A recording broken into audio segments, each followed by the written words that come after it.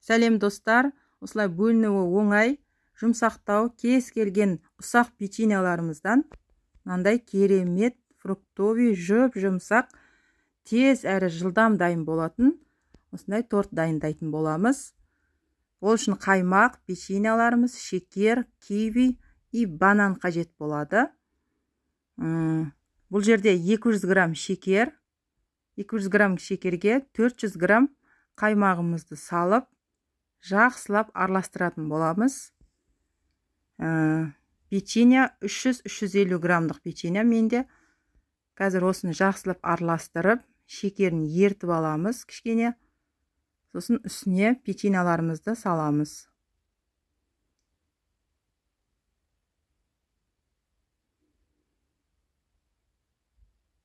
Енді банандарымызды турап аламыз.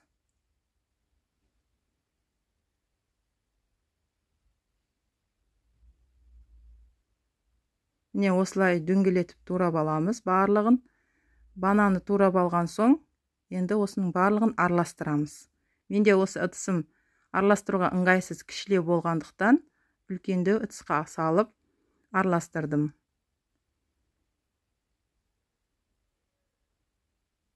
Мінекей жақсылап араластырып алған соң, кивилерімізді дәл осылай дөңгелектеп турап алып, осылай кішілеу, шұңқырлау ыдысқа дәл осылай теріп аламыз. Енді араласқан қоспамызды үстіне салатын боламыз.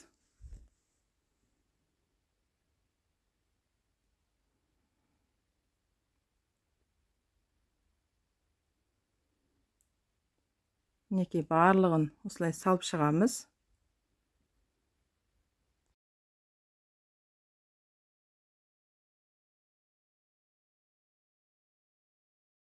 Мінекей осылай барлығын салып болған соң, енді бетін тарелкамен жауып, 3-4 сағатқа тоңазытқышқа қалдыратын боламыз. Мен ровно 4 сағат қалдырдым. Мінекей тортымыз дайын.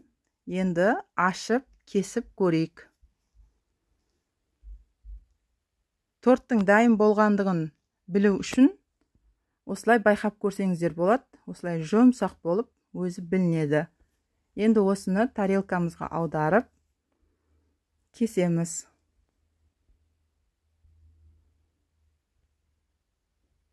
Ешқандай жабыспайды, әрі оңай түсетін болады, қараңыздар.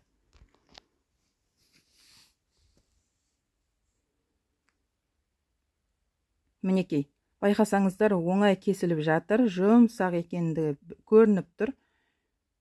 Өте жұмсақ болып шыққан.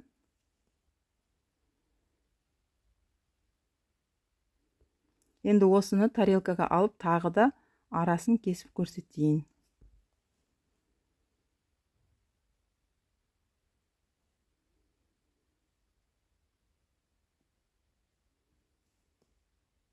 Бұл торт өте керемет, жылдам әрі оңай дайындалатын фруктовый торттардың бірі десек те болады.